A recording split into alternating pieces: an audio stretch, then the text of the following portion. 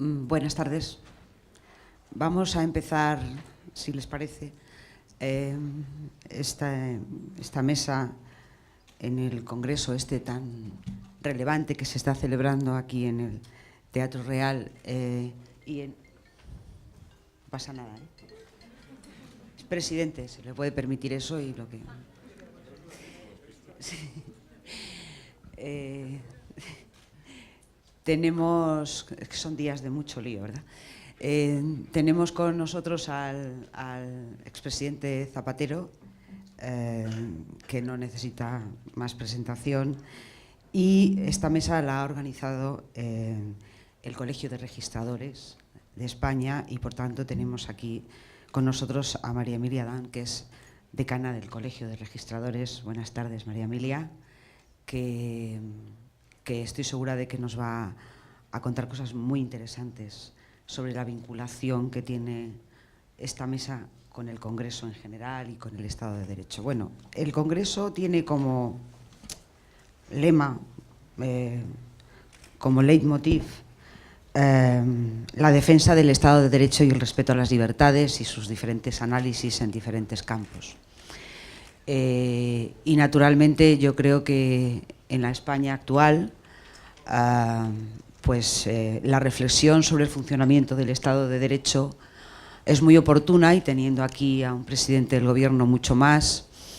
Y voy a empezar por vincular el estado actual del Estado de Derecho y su fortaleza en relación con, creo que es el principal problema que tiene planteado el Estado, España, que es el asunto de Cataluña y que es el juicio a los líderes independentistas y todo lo que se deriva de ello. Y bueno, yo creo que será muy interesante escuchar al presidente Zapatero reflexionar sobre esta cuestión. Gracias, Lucía. Gracias, María Emilia, decana de los registradores y de las registradoras, casi más registradoras, ¿ya? Lo cual dice mucho de cómo ha evolucionado nuestro país. Bueno, quiero en primer lugar felicitar por la celebración de este congreso. La verdad es que reflexionar sobre el derecho es reflexionar sobre el estado de salud de una sociedad, así de sencillo. No hay sociedad avanzada, civilizada, ilustrada, donde el despliegue de los derechos y libertades individuales recogidos en las grandes declaraciones no tengan un sistema jurídico y un sistema institucional consolidado, con solera, que funcione, independiente. Yo tengo una gran confianza en nuestra democracia. Tengo una gran confianza en la democracia como producto político de grandes acuerdos y como producto político de la racionalidad ilustrada, y tengo una gran confianza en nuestra democracia también, en la democracia y en nuestra democracia, y una gran confianza en nuestro sistema institucional. Nuestros 40 años de Constitución han puesto de manifiesto, no sé si ahora esto funciona bien, nuestros 40 años de Constitución han puesto de manifiesto la capacidad de una obra política, de una obra jurídica, que también es la Constitución, una gran obra jurídica, de cumplir de una manera sobresaliente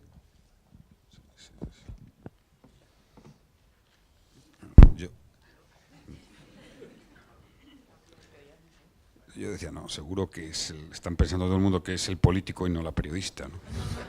No te creas. Bueno, es decir, que esa obra política y jurídica ha cumplido con una nota que yo pondría sobresaliente. Sobresaliente. Es decir, para nosotros es casi todo el tiempo de nuestra vida y nuestra capacidad de valoración es más reducida, pero no tengo ninguna duda que ese será el juicio histórico. Claro, seguramente en esos 40 años hemos tenido muchos más momentos de progreso, de desarrollo, de extensión de las libertades, de bienestar económico No olvidemos que España ha sido el segundo país de la OCDE que más ha incrementado la renta per cápita en los últimos 50 años después de Corea del Sur. El segundo que más ha incrementado su renta per cápita. Integración en Europa, apertura de España, en fin. Y hemos tenido, claro, algún tema que nos ha dolido, herido, nos ha hecho sufrir, que afortunadamente ya no está entre nosotros, como era el terrorismo de ETA. Ahora tenemos un serio problema con el conflicto territorial con Cataluña. Diré que tampoco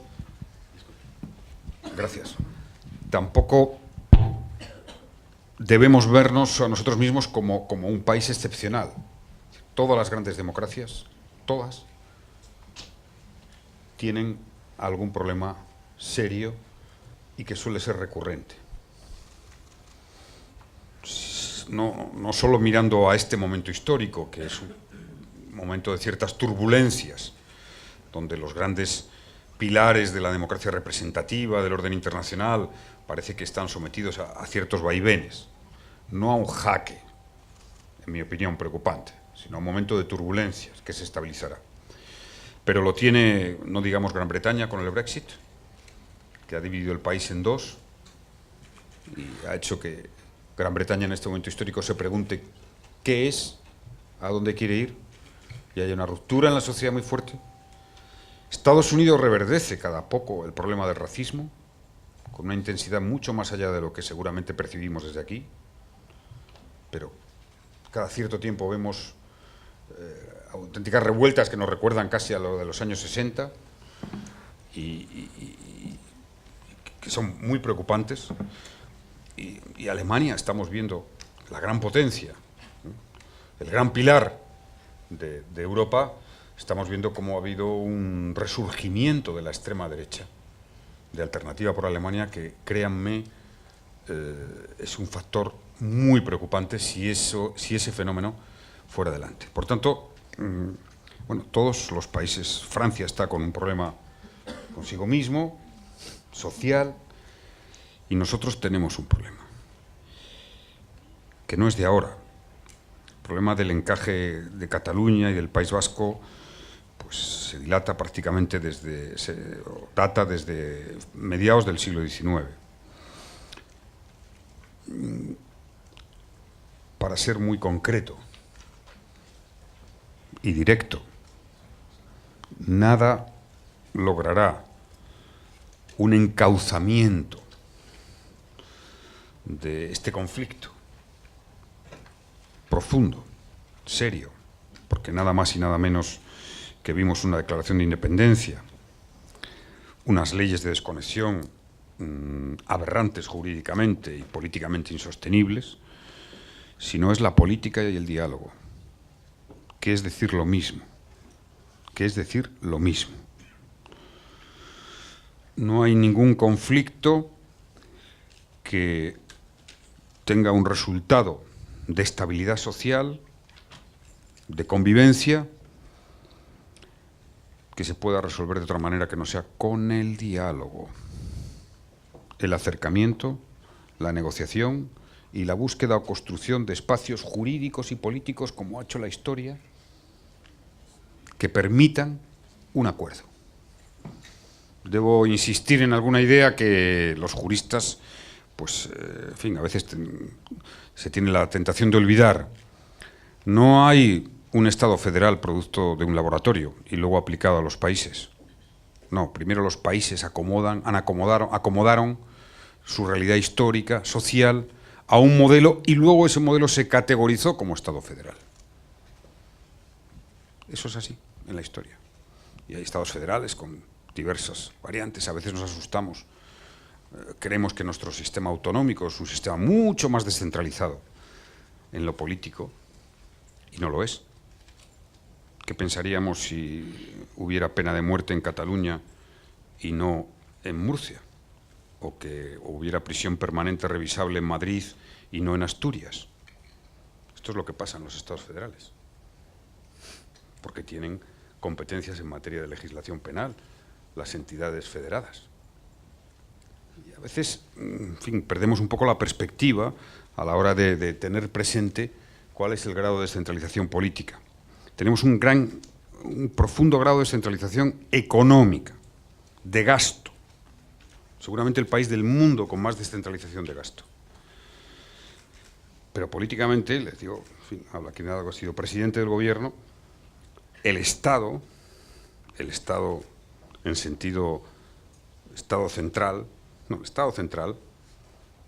los poderes centrales retienen constitucionalmente los poderes fundamentales para determinar la orientación del país, las leyes básicas que establecen derechos, libertades, acabo de referir el Código Penal por contraposición a otros, económicas, porque como hemos visto en la crisis de Cataluña, el gobierno central retenía la capacidad y la autoridad sobre la caja del Estado, sobre la caja de la Seguridad Social, y eso no es atacable, salvo por la vía impensable de los hechos. Por tanto, un mensaje de diálogo. Esto va a durar años y estaremos años hablando. De tranquilidad, porque a pesar de lo que nos puede preocupar o alarmar, lo que fue una declaración parlamentaria de la independencia, es tan ineficaz que supongo que los independentistas no estarán dispuestos a volver a pasar por eso y a intentarlo de nuevo. Porque no se recuerda en la historia una declaración de independencia de un territorio que tuviera menos reconocimiento en el mundo. Es que la clave de considerarte independiente o ser independiente no es que tú te lo creas, es que se lo crean los demás, te lo reconozcan y lo respeten. Y les digo con rotundidad, en fin, es que no ha habido ni un solo país que siquiera se lo haya pensado. No ya ninguna organización internacional, empezando por la gran organización que sería Naciones Unidas, por supuesto la Unión Europea, ningún país. Por tanto, a quienes les preocupa las tentativas independentistas, les puedo asegurar el Estado dispone de los poderes suficientes para impedir cualquier intento, más allá de que el conflicto desgarre, sea difícil. 2, los independentistas deberían de saber que es un viaje a ninguna parte. Y 3, el diálogo y el diálogo, con una posición de principios, bueno, que suele ser, y con esto termino, Lucía, que suele ser considerada de buenismo. Yo creo que la superioridad moral de la democracia, la superioridad moral de los buenos demócratas y lo que representa la promesa democrática obliga a tener la máxima capacidad de integración y de reintegración a quien discute el marco democrático, el marco constitucional en este caso. En toda mi experiencia política, de responsabilidades de primer nivel, he aprendido una cosa, que solo la persuasión, el diálogo, el convencimiento, la racionalidad, el respeto y el reconocimiento, aun con aquellos que puedas estar más alejados política e ideológicamente, es el único camino que a medio plazo, a largo plazo, produce efectos de reencuentro, de consensos que perduren. Me preocupa extraordinariamente que estemos en un momento en este país ante diversos hechos políticos o conflictos políticos donde parece que cuesta o hay que hacer un alegato para defender el diálogo. Y hay gente que pregunta, ¿diálogo para qué? Diálogo, ese peligro. Diálogo, ese veneno. Cuando la esencia de la política es el diálogo. La esencia de la política. Si no tuviéramos la capacidad de diálogo, no se habrían abierto los grandes consensos de la Ilustración o de nuestra transición democrática. Claro que era duro dialogar con lo que veníamos de antes, y sin embargo se hizo. No podemos ni perder la calma, no podemos perder la calma, no podemos tener ansiedad. La unidad de este país no está en juego, aunque lo pretenda casi la mitad de la ciudadanía catalana, un Parlamento de Cataluña, no está en juego. Tenemos que saber digerir este conflicto y abrir la puerta a un diálogo que será la única vía de recuperar estabilidad. Gracias, presidente. Antes de darte la palabra, María Emilia, me gustaría... el presidente ha hecho un alegato a favor del diálogo, pero no parece que en el sistema democrático en España el diálogo sea precisamente un valor en alza. No lo ha sido durante estos 4 años. Ha habido un cierto bloqueo político, 2 gobiernos pues lo han dejado de mala manera. El tema de Cataluña pues tumbó al gobierno de Rajoy y acaba de tumbar al gobierno de Sánchez. Hay una convocatoria electoral inmediata, las Cortes se van a disolver y no da la sensación de que los actuales líderes políticos españoles estén muy por la labor de dialogar. No sé si esto es Es decir, esto, en fin, es una patología española coyuntural. ¿Crees tú, presidente, que esto va a durar mucho? ¿Crees que es posible un bloqueo después de las próximas elecciones que se van a celebrar un mes antes que las municipales? Es decir, ¿cómo contemplas el futuro inmediato? ¿Y por qué crees que es tan difícil que los líderes políticos dialoguen para llegar a un entendimiento, para que haya gobierno o que sea posible la gobernabilidad? Yo creo que es bueno que se sepa que los líderes políticos dialogan más de lo que parece. Que los líderes políticos dialogan más de lo que parece. Incluso en los momentos de más confrontación, normalmente el diálogo está abierto, un diálogo discreto, imprescindible. Bueno, el diálogo, es difícil llegar a acuerdos de gobernabilidad en España. Hoy. Bienvenidos al World Law Congress, la sesión DARO. Bienvenidos. Es difícil llegar a acuerdos, es cierto, y luego haré una brevísima acotación sobre esto. Pero bueno, cuando yo hablo de que el diálogo es la única vía de recuperar un conflicto, claro, no tenemos el conflicto entre PP y PSOE, no es un conflicto como el que hay. Bienvenidos al World Law Congress. No sé si es una invitación a otras cosas, pero no es un conflicto como el que existe entre Cataluña, o una parte de Cataluña, y el conjunto del país, las instituciones centrales, los partidos, ¿no? Que ahí se han roto las reglas. Ahí se han roto las reglas. Se han roto las reglas, y cuando se rotan las reglas volvemos a un estadio prepolítico. Prepolítico. Y hay que refundar unas reglas. Y seguramente tendrán que refundarse y tendrán que cambiar algunas cosas. Es así la historia. Por tanto, son 2 planos distintos. No se han roto las reglas entre el PP y el PSOE, entre Ciudadanos, entre Podemos. Bueno, desde hace 5 o 6 años hay un cambio en el mapa político, pero en casi todos los países occidentales. Curiosamente, y es fruto de la crisis financiera y del impacto económico y social de la crisis financiera. Curiosamente, el único país que no ha cambiado el mapa político de partidos es aquel donde se produjo el origen de la gran crisis financiera que se llevó por delante a toda la banca de inversión y tuvo una crisis parecida a la Gran Depresión de los años 29 del siglo pasado, que es Estados Unidos, que siguen con los demócratas y republicanos. Es verdad que con líderes tan singulares como Donald Trump. Y permítame que diga simplemente singular para ser polite y correcto, ¿no? Pero aquí, ¿por qué es difícil llegar a acuerdos? No, porque se ha fragmentado el panorama político. Durante un cierto tiempo, durante casi toda la democracia, nuestro país era un país bipartidista donde el partido que ganaba o tenía mayoría absoluta o se quedaba relativamente cerca de poder obtener, con el apoyo de minoritarios, de partidos pequeños, tener la mayoría. Es que ese método es más fácil para garantizar la gobernabilidad. Ahora es la propia sociedad, somos los propios ciudadanos los que hemos dicho y hemos repartido nuestro voto de una manera, bueno, incluso ahora parece que ya no solo éramos 4, éramos 5 y podrá acabar habiendo un 6º.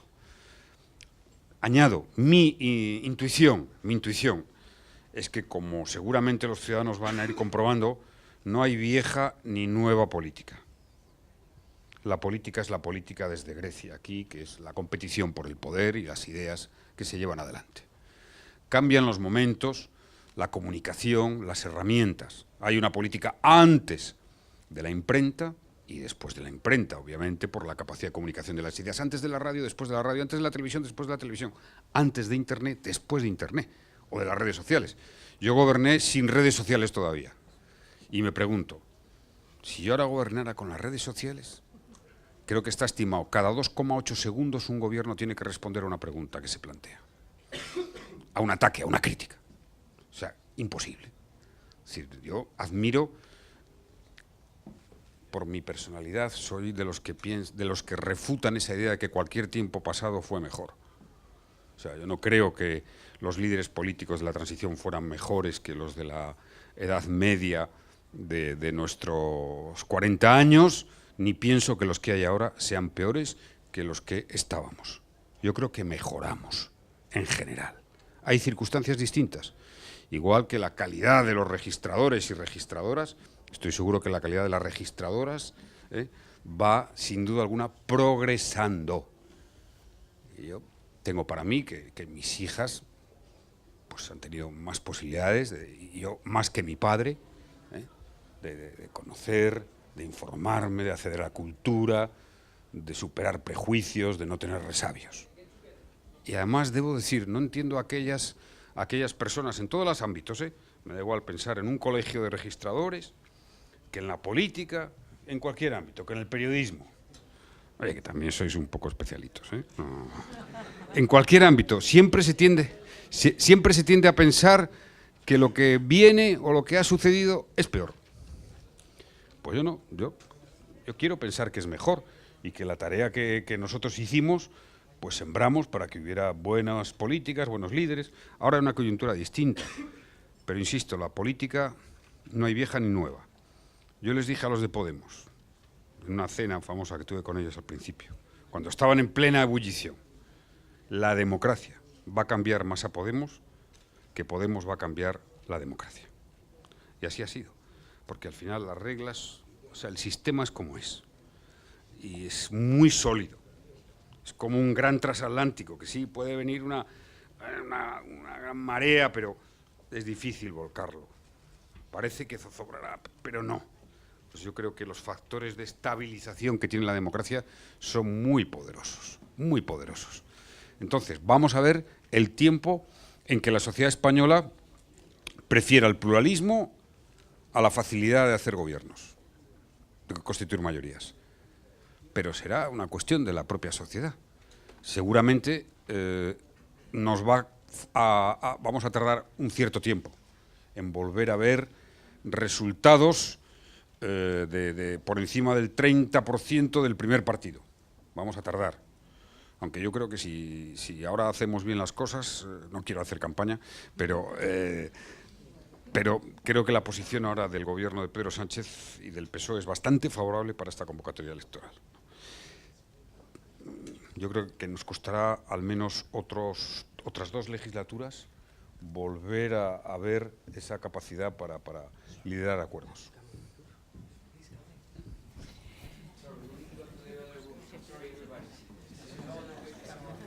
Nada, hay confianza. Nada. No, espera, a lo mejor todavía sigue contigo. Buenos días. Muchas gracias.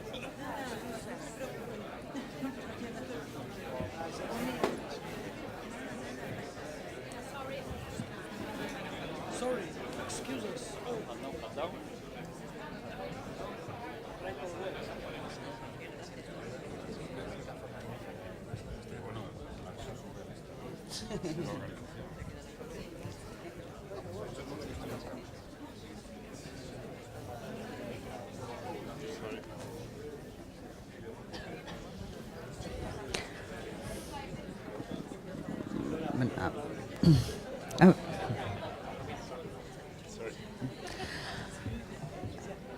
Habrá que reconocer que estas cosas le dan originalidad y exotismo a este tipo de un congreso teóricamente tan, en fin, no, sí, en fin, tan sólido, tan basado en cosas tan importantes y bueno, pues pueden pasar estas cosas. Oye, no pasa nada, estamos aquí 3 personas y todos ustedes además, que seguro... Organizamos un partido político.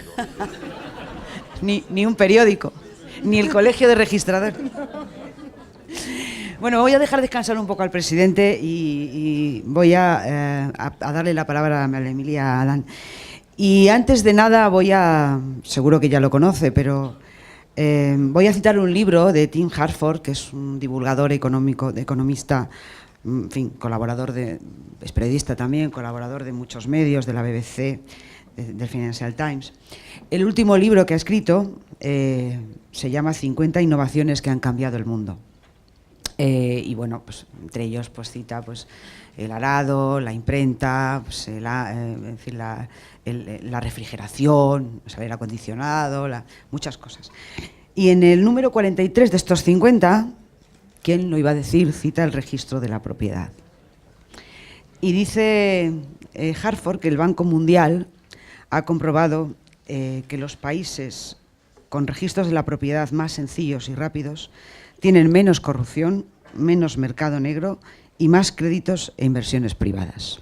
Entonces yo con esto ya le doy el pie para que María Emilia nos explique, nos conecte un poco el lema del Congreso, Estado de Derecho, con el papel de los registros de la propiedad.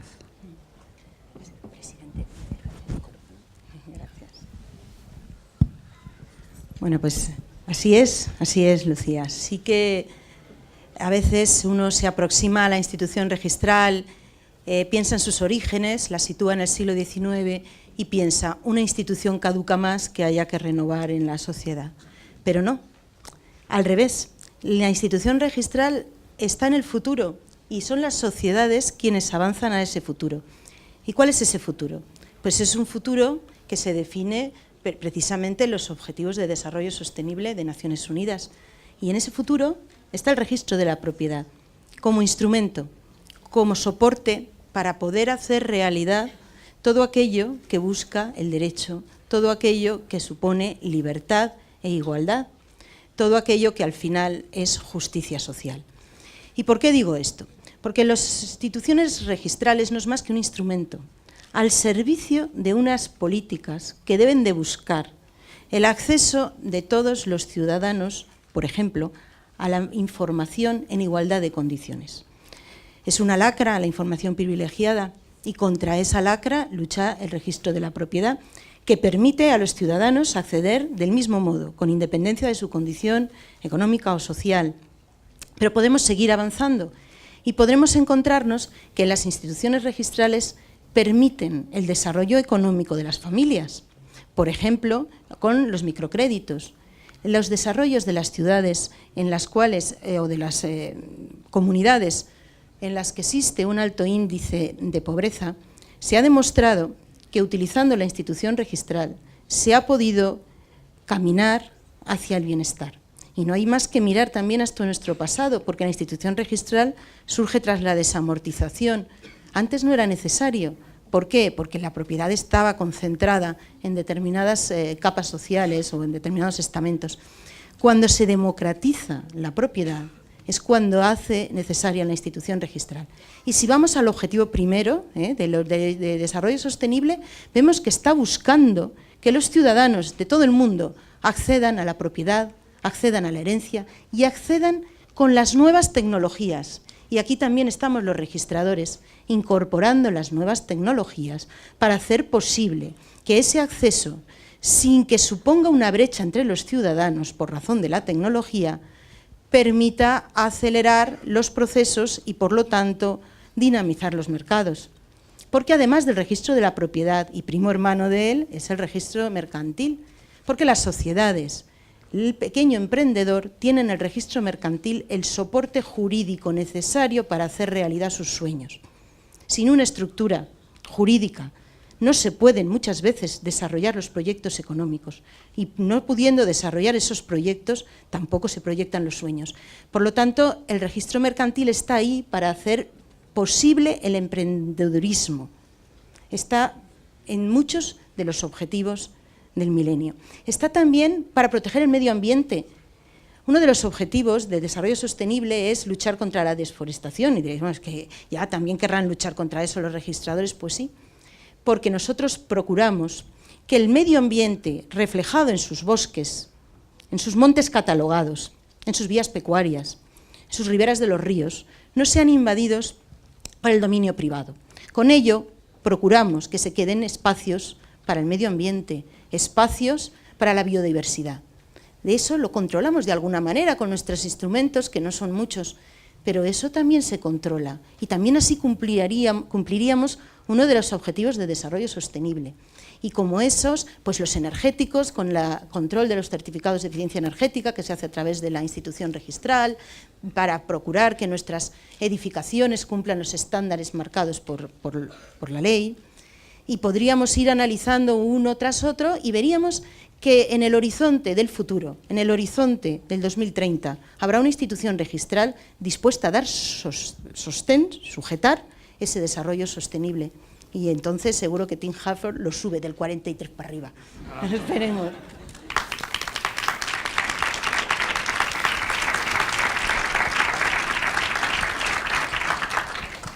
Te quería preguntar, María Emilia, normalmente la imagen que tenemos, el recuerdo que tenemos de los registros son los legajos y, en fin, las escrituras estas antiguas.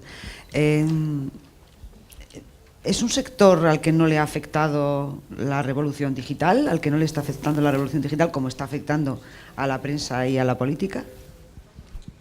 Bueno, yo tengo que decir que una de las primeras instituciones que utilizaron la firma electrónica fueron los registros, que uno de los primeros lugares en los cuales pues, se ha utilizado la tecnología o el proyecto mayor de digitalización de archivos fueron los registros.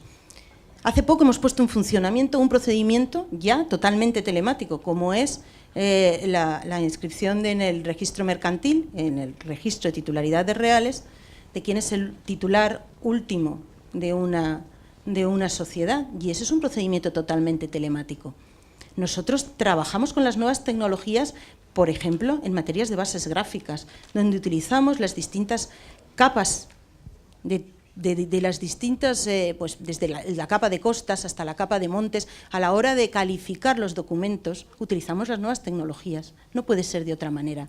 Al registro acceden los documentos públicos y privados, los administrativos, los notariales y los judiciales de modo telemático. Ahora bien, nosotros no cerramos la posibilidad de que los documentos puedan seguir viniendo en papel, porque nosotros estamos comprometidos con aquellas zonas de España donde a lo mejor la tecnología no puede estar, porque no tienen internet, y nosotros no estamos comprometidos con todos los ciudadanos, los de los pueblos, donde están los distintos registros que están diseminados, y los de las ciudades. Nosotros creemos que la brecha digital no puede ser una brecha social, ni una brecha de derechos, pero nosotros apostamos por las nuevas tecnologías. Estamos en Alastria, estamos trabajando en distintos pues casos de uso que podamos incorporar. Y nosotros creemos en ello. Y si no vamos más deprisa es porque a veces no se nos da la posibilidad de avanzar legislativamente hablando, porque es complicado, somos una profesión con mucho control. Con mucho control por parte, o sea, que estamos muy sujetos a la ley porque tiene mucha trascendencia. Es que nosotros asignamos los derechos. Cuando nosotros decimos en un folio registral que una persona es propietaria de un inmueble, es que lo es frente a todos. Es porque ha llegado el primero al registro y ha confiado en la institución. Por lo tanto, esa responsabilidad que supone que cuando asignas a un derecho a una persona se lo estás negando a otras, requiere un riguroso procedimiento basado y encorsetado en la ley. Pero nosotros trabajamos desde el Colegio de Registradores para que ese procedimiento, sin merma de sus garantías, esté volando sobre las nuevas tecnologías, y eso es lo que estamos trabajando. Sí, debo decir que la institución del registro de la propiedad y de su primo, como dicen, del registro mercantil, es una institución esencial en un Estado de Derecho. Es más, es una de las instituciones que sirve para medir la calidad de una democracia, porque en la tarea registral están implicados derechos esencialísimos, el derecho a la capacidad jurídica, el derecho a la propiedad, el derecho a la libertad, el derecho a la seguridad jurídica. La seguridad jurídica es un derecho también, fundamental, no solo un principio básico del ordenamiento, es un derecho en un Estado de derecho y democrático. Tanto, si hay un buen registro, hay un buen país. Es así. Igual que otras instituciones. Normalmente, y subrayo lo de instituciones porque les debo confesar en mi experiencia de gobierno que afrontaba políticas públicas allí donde tienes un sistema institucional consolidado, las políticas públicas fluyen con mucha más capacidad. ¿Y qué es una institución?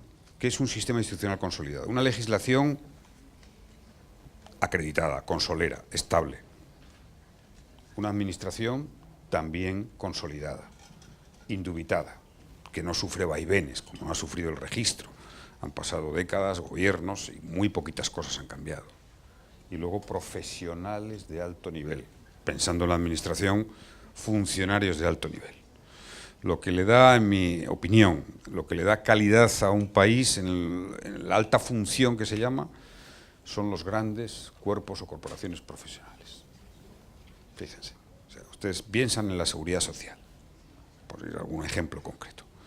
Nosotros tenemos una administración de la seguridad social, las pensiones, con una legislación que casi no se ha modificado en cuanto a su organización, unos funcionarios que son los subdirectores generales de la seguridad social, que son grandísimos técnicos profesionales, que cambian poco de gobierno a gobierno, y hemos consolidado una administración muy institucional, que es un registro clave para un país, que hoy cualquier ciudadano tiene derecho, y por supuesto la administración conoce toda la hoja laboral de todos los españoles, está en las bases de datos. Y el reconocimiento de pensión, como sabemos, en nuestro país es automático, gracias a haber construido un gran registro institucional. Pues fíjese la importancia que tiene la propiedad. Se dice que somos una democracia de propietarios. Es más, la propiedad privada, la socialización, parece una contradicción, pero no lo es. La socialización de la propiedad privada es uno de los grandes factores de estabilidad de los sistemas democráticos. Y si hay un país, si hay una democracia de propietarios, es España. Porque, como bien sabemos, tenemos el porcentaje de vivienda en propiedad más alto de Europa. Prácticamente 1,4 por familia, viviendas en propiedad. Lo cual es realmente, en fin, los alemanes en esto nos tienen una envidia, y por eso es la gran riqueza financiera de las familias. Y el garante, el vigilante, el guardián de esa riqueza financiera es el registro. Ahora tiene dimensiones que van mucho más allá y que están destinadas no solo a la buena realización del derecho. La buena realización del derecho indica la calidad democrática de un país. El derecho a la propiedad, el derecho a la libertad, el derecho a la publicidad que comporta el registro, el derecho al negocio jurídico, ¿no? Es termómetro de cómo se hacen los negocios jurídicos, y por tanto buena parte del Código Civil está atravesado por lo que hace el registro. De ahí que haya una gran calidad de formación en los registradores, y si me permiten, especialmente en las registradoras. Cosa que he comprobado porque tuve el honor de nombrar a Beatriz, que fue la primera ministra registradora de la historia de España, Beatriz Corredor. Y si sabré yo lo difícil que es competir con los registradores. Si sabré yo la calidad que tienen, la formación y lo difícil que es competir con ellos. Ahora yo deseo que me parece muy bien, además, que porque el registro civil, como otras instituciones, otras grandes corporaciones, en este caso una corporación de derecho público, son bastante desconocidas para la opinión pública. Sí. Esta es la verdad. Creo que si uno hiciera una encuesta, ¿no?, y preguntara cuántos minutos de su vida, de un ciudadano normal, la dedicaba a pensar en lo que se representa el registro de la propiedad o los registradores, seguramente saldría 0,003 segundos. Mucho. ¿No? Es verdad. Pero así, bueno, no está en el primer plano, Por eso me parece muy importante que se puedan producir estos debates y que haya una posición pública, sobre todo porque enfrentan ahora una tarea que es la tarea de nuestro tiempo. Se decía aquí, es decir, es verdad que siempre que ha habido una revolución industrial o tecnológica han cambiado las ideas, los sistemas políticos de una manera muy notable. O sea, siempre ustedes piensen que no habría habido comunismo si no hubiera habido revolución industrial. La revolución industrial hizo producir el método capitalista y del capitalismo surgió, como casi siempre pasa, su alternativa cuando, en fin, el capitalismo era como era, ¿no? Y casi siempre una utopía destructiva. Surge cuando hay un modelo. Pues ahora, sin duda alguna, la revolución tecnológica va a definir un nuevo modelo. Va a haber cambios profundos en el sistema político, en el sistema social. Y además, la verdad verdadera es que no es fácil anticiparlos. Ni siquiera los grandes gurús, créanme, no es fácil anticiparlos. Hay que ir casi palpando, ¿no? Día a día. Pero hay una cosa que es inequívoca. Que el potencial que tiene la comunicación online y la acumulación de datos y el tratamiento de esos datos contiene tantas potencialidades positivas como peligros. La lucha contra la delincuencia, que obviamente es fundamental, toda la información que hoy se comparte. No se pueden ustedes imaginar la capacidad que hay de obtener información por los servicios de inteligencia hoy en día. Bueno, mejor que no se lo imagine. También la capacidad que tienen las grandes tecnológicas, las grandes compañías tecnológicas, ¿no? Es decir, que el dueño de Facebook y de WhatsApp tiene bastante más poder que cualquier gobierno hoy en día. Y frente a eso, es verdad que estamos a las puertas de la inteligencia artificial, que la ha creado la inteligencia natural, o sea, que siempre debería de tener una posición de superioridad, pero lo que no va a sustituir nunca es la capacidad de ponderación jurídica, que va a exigir, en mi opinión, más calidad formativa todavía, que ya no es fácil, a los registradores, porque se van a enfrentar a un mundo de interconexión jurídica con la dimensión europea, con la dimensión global, que vendrá. Ustedes reflexionemos. El Estado tardó mucho tiempo en conformarse a lo largo de la historia. Lo que hoy reconocemos como Estado, como un sistema de organización política más o menos racional, ya no me refiero al Estado de Derecho, que es el Estado que se somete al derecho con unos valores determinados. No cualquier Estado que se rija por el derecho es un Estado de Derecho, como bien conocen. Y el Estado tardó en formarse y seguramente, igual que la Unión Europea, es un proyecto civilizatorio aún en embrión, muy joven, que es quizá el único que apunta a una nueva dimensión, a una integración, a una nueva forma política, que, insisto, es muy joven a la luz de la historia, pero también llegaremos a sistemas más globales. Y esto pues, se está reflexionando todavía de manera muy incipiente en los ámbitos del G20, que es el único foro de colaboración económica, de colaboración activa en muchos otros ámbitos que indirectamente afectan a los registradores, ¿no?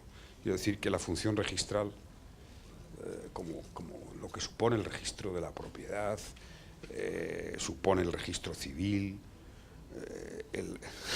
un documento de identidad, cuando uno viaja, descubre que en muchos países el gran salto cualitativo de progreso y de modernidad ha sido reconocer la existencia de miles y miles de ciudadanos que no tenían identidad, una célula, que ni siquiera costaban, porque los registros de nacimiento, los registros civiles, en muchos países todavía latinoamericanos, estoy pensando, no hablo de África, todavía. Por tanto, registrar es existir. Si no hay registro, no se existe. Y ahí yo impulso al Colegio de Registradores, que por cierto es un buen ejemplo de la transformación de la sociedad española. Es decir, déjenme que reivindique un huequito, ¿no? Es decir, la primera vez que se permite el acceso a las mujeres a ser registradoras es en la Segunda República. Un breve decreto que casi no tuvo eficacia porque la República duró muy poco. Durante gran parte del franquismo se prohíbe, y he tenido la oportunidad de leer resoluciones inenarrables, ¿no?, de por qué se prohibía a las mujeres acceder al registro civil.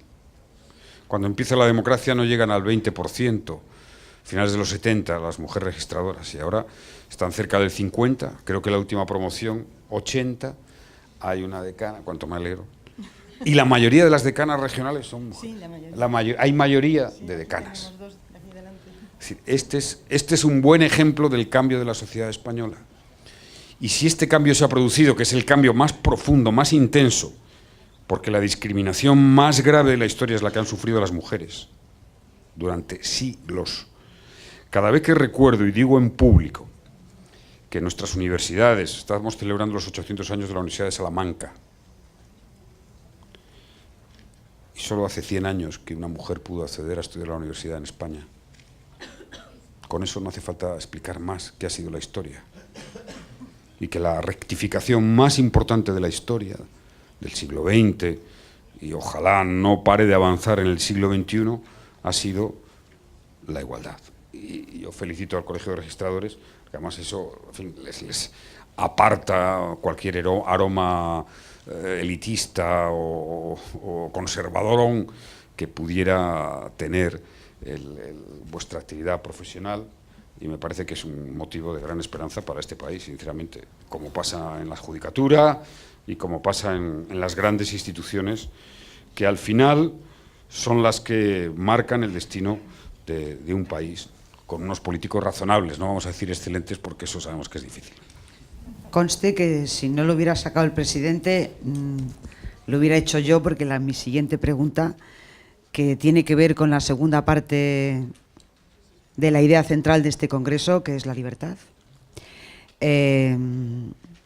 Hay ahora mismo un fenómeno en España, un nuevo partido político que está surgiendo, que sostiene posiciones completamente contrarias a las que el presidente acaba de sostener aquí en relación con el asunto de la mujer y con otras cosas. ¿Qué crees de verdad que puede haber algún peligro para las libertades conseguidas por este movimiento que se aprecia en la sociedad, que está ahí y que hay que reconocer que está, y que es un porcentaje por lo menos apreciable? Con casi el 50% de registradoras de la propiedad, no, es impensable. Es decir, hombre, siempre hay que tener la capacidad de estar en el compromiso de la defensa de valores incuestionables, como es el de la igualdad de género, que, por cierto, me sorprende que se diga que es una ideología, ¿no?, quienes combaten esto, pero no solo de este nuevo partido, sino algunos otros partidos que hablan de la igualdad, de la ideología de la igualdad de género. No, no es una ideología, está adoptada en los textos, en las convenciones internacionales. O sea, es un concepto, como el concepto de derechos humanos, como el concepto del derecho a la libertad de expresión, como el derecho a la libertad de opinión, como el derecho a la seguridad, como el derecho a la propiedad privada. O sea, un derecho a la igualdad de género, es decir, a no tener discriminación por el género que tengas, en este caso, obviamente, por ser mujer. No creo que estén en peligro, pero hay que estar advertido y, por tanto, algo alerta. Mi opinión es que si hay un valor que la sociedad española tiene muy profundo, es el avance social de las mujeres, los derechos de igualdad. Creo que eso está un 70-80% inequívocamente. Y es verdad que somos, entonces ahora voy a dar una explicación de por qué a esta pequeña reacción, que por cierto en sociedades teóricamente avanzadas, como en Norteamérica, hay sectores, y sobre todo con el avance de determinadas confesiones religiosas, ¿no?, ¿no? Hay que ver lo que está pasando en América, digo América del Norte y Latinoamérica, con las iglesias evangélicas, en muchos de los temas de derechos y libertades. Realmente preocupante. Los que más preocupados están, por cierto, es la Iglesia Católica, ¿no? Pero no creo que esto tenga retroceso. Como nos hemos situado, y para mí es un gran orgullo, quizá el país más feminista del mundo. De las encuestas así lo dice. El país que más apoya la libertad de orientación sexual. El país que más ha apoyado el matrimonio homosexual. Están las encuestas más, vamos, de más credibilidad, de las que se hacen internacionalmente. Bueno, pues quizá eso, sea parte de la población que, en fin, yo creo que no lo entiende, sencillamente, no quiero usar ningún adjetivo despectivo, que no entiende qué es la libertad y qué es la capacidad de una sociedad de crecer, de enriquecerse, respetando todo tipo de diversidad, de orientación sexual, apoyando a aquellas personas que han sido discriminadas históricamente. Bueno, yo lamento, porque valorando que un hombre y una mujer sea igual, valorando que se pueda amar a un hombre o a una mujer para ser feliz, se es mucho más libre, se es mucho más culto, se es mucho más feliz. Es decir, al final, la libertad y los principios solo encuentran un sentido último, profundo, respetando la libertad y los principios de los demás. Y a nadie se le impone. Lo que simplemente exige la democracia es que a nadie se le prohíba aquello que es de su opción individual. Y que, por supuesto, haya una sociedad sensible a los principios. De todo el debate que a raíz de los últimos meses se ha abierto, lo que más me preocupa es el tema de la violencia de género. Porque la violencia de género no admite excusas, ni explicaciones, ni datos falsos. La violencia de género es una atrocidad. Es más, es la manifestación más primaria y más destructiva de lo que es el machismo y la falta de respeto a los derechos de las mujeres. La sensación de posesión que supone. Cuando uno piensa que eso hasta hace siglos ha estado casi tolerado, hasta hace pocas décadas, durante siglos ha estado tolerado, que cuando se empezó a hablar era violencia doméstica, como algo privado, algo que no nos importaba a los demás, algo de la familia. Pues yo creo que esa es una sociedad enferma. Una sociedad enferma. Una sociedad saludable que se respete a sí misma tiene que combatir con todo el bagaje político, cultural, jurídico y penal, por supuesto, y jurídico-penal, lo que es la agresión, la superioridad, el uso de la superioridad, la fuerza. Entonces me preocupa muchísimo. Esto sí me preocupa. Porque igual que yo todavía pertenezco a una generación, afortunadamente hemos cambiado, nos ha cambiado la democracia. Esta es la grandeza, ¿no?, de la democracia. Porque mi generación todavía, yo nací en el año 60, voté la primera vez la Constitución Española, soy la primera generación que he vivido toda la mayoría de la democracia. Pero mi generación todavía vivía en unos ambientes machistas totalmente. O sea, los chistes machistas en mi juventud estaban absolutamente no tolerados, bien vistos, moneda de uso de cambio, normal entre nosotros. Y el que no lo reconozca no dice la verdad. Y mi generación ha ido progresivamente educándose con la democracia. Educándose hasta cada punto que hoy es impensable con mis amigos, en los ambientes que estoy, que alguien haga un chiste machista. Impensable, por lo menos en mis ambientes. Pero sí los hicimos. Entonces, pues la democracia es educación. Y educación para ser ciudadanos y dejar que todo el mundo pueda ser libre y que se favorezca la igualdad. Tanto, creo que hay que ser muy inflexibles en todo lo que representa la violencia de género, Esto sí me preocupa, Lucía. Y, oye, porque a mí que defiendan los toros, bueno, en fin, bueno, pues, me preocupa menos, ¿no? Pero esto es que esto va a la esencia de una sociedad. La esencia de una sociedad empieza eso, en cómo se establecen las relaciones de familia, las relaciones entre parejas, qué educamos a nuestros hijos, fundamental.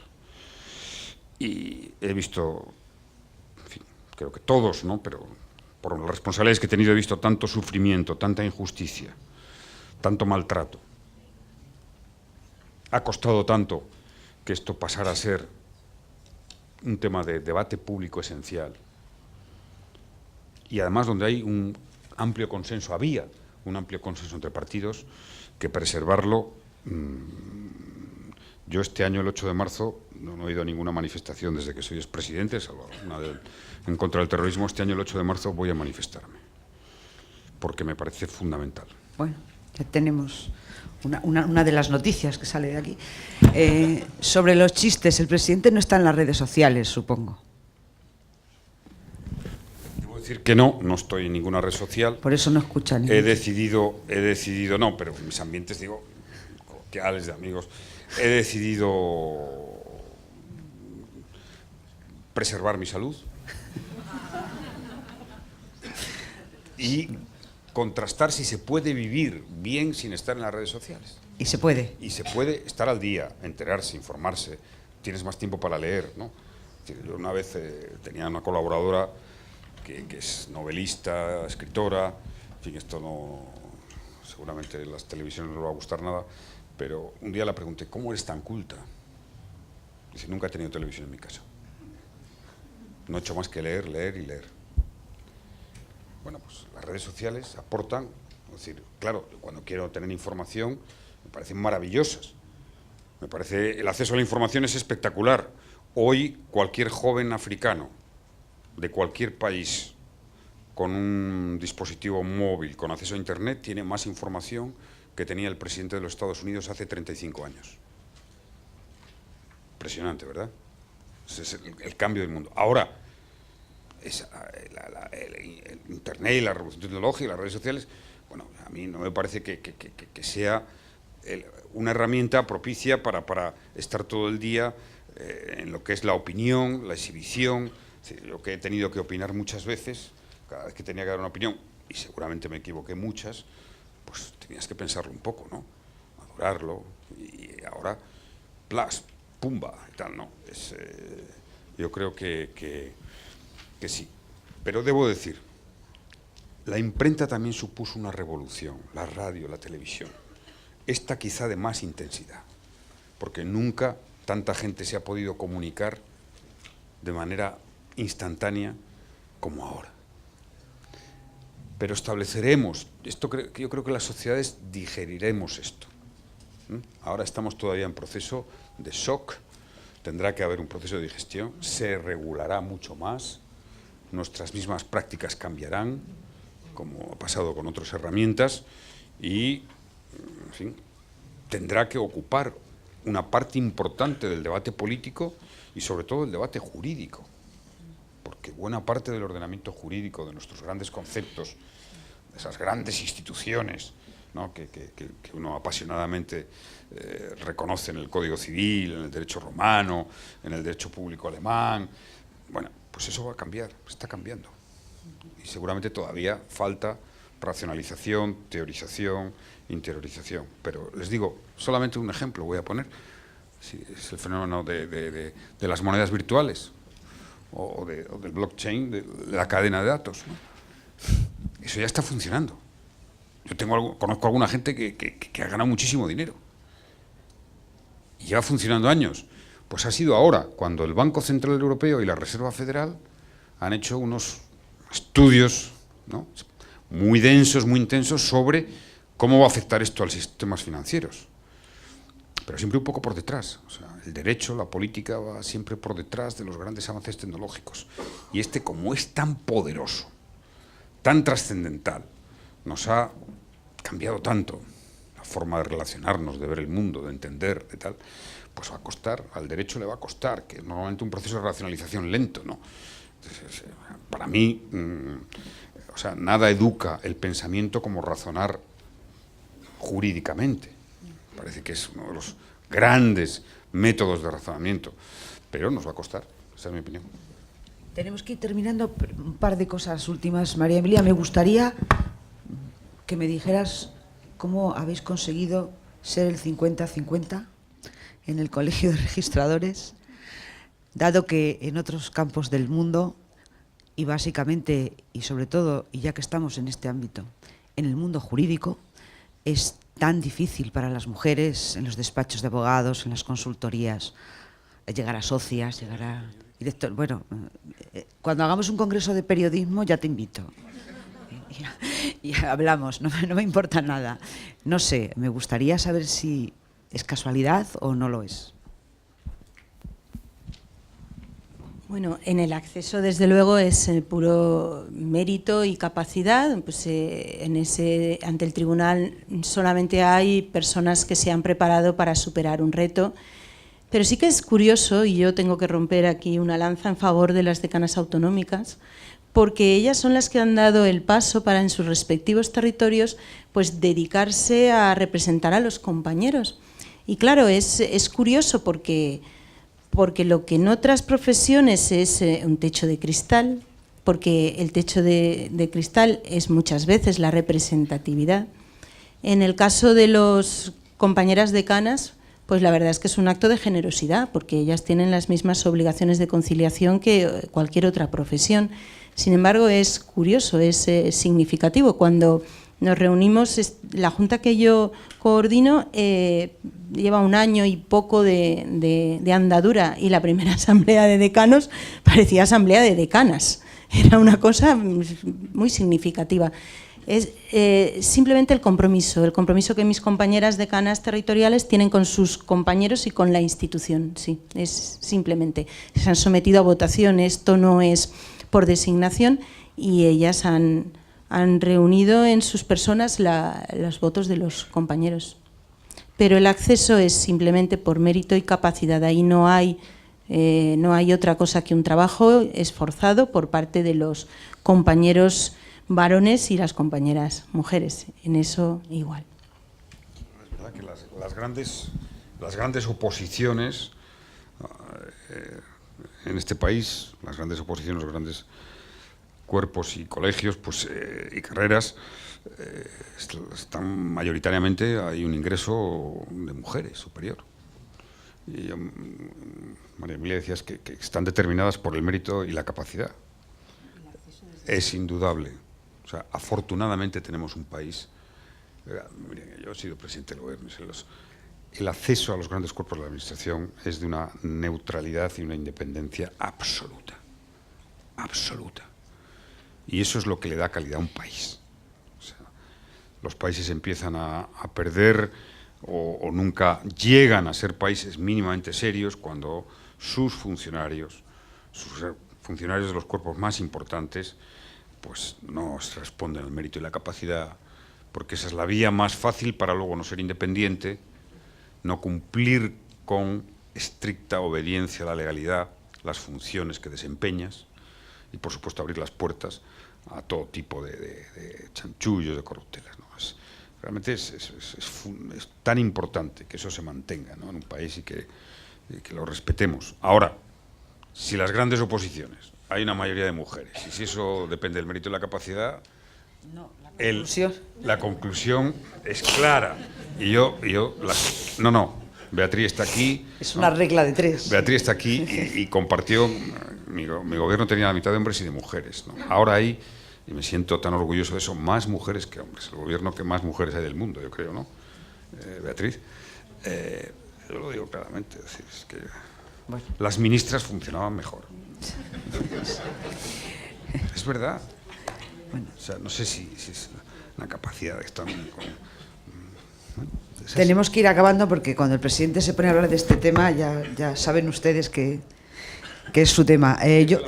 Claro.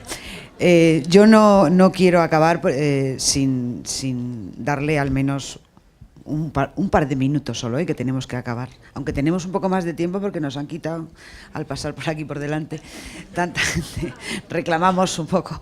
Me gustaría hacerle una última pregunta muy breve sobre Venezuela. Esta mañana el presidente Felipe González ha estado en este mismo congreso y ha hablado de la cuestión, vinculándola obviamente con el funcionamiento del Estado de Derecho. Bueno, me gustaría que el presidente nos hiciera una reflexión a propósito de la situación de ese país, teniendo en cuenta que él lo conoce bien, porque ha estado allí y ha tenido en fin, una labor de mediación, por cierto, muy comentada. Sí, bueno, decir que este es un tema muy especial para mí y mucho más difícil de lo que seguramente muchos ciudadanos de buena fe pueden imaginarse. Tan especial para mí es que he viajado a Venezuela en los 3 últimos años en 37 ocasiones, que he pasado más de 100 días allí, que he estado en los momentos más difíciles. En mayo y junio de 2017, que hubo más de 100 muertos, era el único responsable político de todo el mundo que estaba allí, reuniendo a gobierno y oposición en Hotel Meliá, y he pasado, en fin, por todas las circunstancias. Bueno, ha sido mi tarea fundamental en mi etapa de expresidente, en la tarea a la que más intensidad la he dedicado y más desinteresadamente lo he hecho. Quiero decir con ello que conozco Venezuela. Normalmente escucho tantas cosas que digo, en fin, y a veces las escucho a gente que no ha estado en Venezuela en los últimos años, ni conoce a nadie de allí. En Venezuela hay un conflicto político, social, cuya razón última fundamental es la inmensa riqueza que atesora, que es aún más de lo que se pueden imaginar ustedes. Inmensa riqueza. Y ese conflicto pues nos sitúa en un estadio prepolítico. Hay 2 países en uno, 2 visiones irreconciliables, hasta ahora. Tanto es así que en mis largas y a veces extenuantes conversaciones y diálogos con una u otra parte se hablaba del pueblo chavista y el pueblo opositor. Unos consideran que sus adversarios han estado haciendo un golpe de Estado permanente al poder legítimamente elegido, unas veces más abiertamente, y los otros consideran que se enfrentan a un gobierno autoritario, no democrático. Si de verdad queremos democracia para Venezuela, paz para Venezuela, estabilidad, un país en donde los ciudadanos se reconozcan, solo hay un camino y un método, que es el diálogo. El diálogo, la negociación y el acuerdo. Y les aseguro desde aquí que ese camino se impondrá, antes o después. Ojalá no tenga que haber por medio un gran fracaso de intentar un camino por la fuerza. Ojalá, porque si se intenta un camino por la fuerza será dramático. Sé de lo que hablo, conozco aquel país y conozco las circunstancias y lo que representa y lo que están dispuestos a hacer. En alguna ocasión he dicho que tienen una actitud de resistencia muy superior a la que se imagina. Y por tanto, creo que si queremos a Venezuela, si queremos a Latinoamérica, si queremos la paz, si queremos los valores democráticos, defendamos el diálogo, el respeto y el reconocimiento, para buscar salidas, soluciones, que las hay. Lamento profundamente que hasta que la administración Obama terminó su mandato, que a mí me pilló en toda la tarea de mediación, pudimos ir con altibajos, por supuesto, rupturas, vuelta a la mesa del diálogo, pero no había una sensación de acercarnos al precipicio como ahora. De acercarnos al precipicio. Esto se produce con el cambio de la administración de Trump. Y saben, porque lo viví en primerísima persona. Algunos de los actores que dirigen desde el Departamento de Estado, desde la Casa Blanca, la Operación Venezuela, son los mismos que dirigían la Operación Irak. Esto es así. Nos aseguraron que eran armas de destrucción masiva y nos aseguraron que iba a ser un paseo. Irak supone uno de los fracasos y ha sido uno de los conflictos que más daños ha producido, porque de aquella guerra surgió el Estado Islámico. Buena parte del Estado Islámico, del grupo terrorista más peligroso que hemos tenido, surgió de allí, que tenemos, aunque hoy afortunadamente ha disminuido. Y hay dos historias y dos lecturas. Ya les digo desde aquí que, en fin, hay una muy extendida, pero quien pasa un tiempo allí, Venezuela, sabe que la historia de las dos visiones de un país está muy arraigada, que como casi siempre pasa, cada uno tiene sus argumentos, y que como casi siempre deberíamos de afirmar solo un gran consenso, como hicimos en la transición, que sé que estábamos distantes, ¿no?, en la transición, lo que representaba el régimen anterior, del exilio. Solamente eso puede dar una salida razonable a Venezuela. Y por ello creo que la comunidad internacional, llamada occidental, tiene una extraordinaria responsabilidad. Ojalá el grupo de contacto de la Unión Europea pueda dar pasos, porque además nosotros no podemos ser ingenuos. Venezuela es un enclave de una batalla geopolítica mayor entre Estados Unidos y China, que se libra en toda Latinoamérica, palmo a palmo, que podría entrar en ejemplos en Dominicana, en Panamá. No tenemos tiempo. Y por tanto, que Europa y España especialmente tiene que tener su perfil, su política, que por cierto la esperan y la desean mucho más que la política americana y que la política de China. Bueno, ya ven ustedes que hemos terminado donde hemos empezado. El diálogo en Cataluña, el diálogo en Venezuela, el diálogo siempre. En todo caso, este también ha sido un diálogo. Espero que les haya resultado interesante.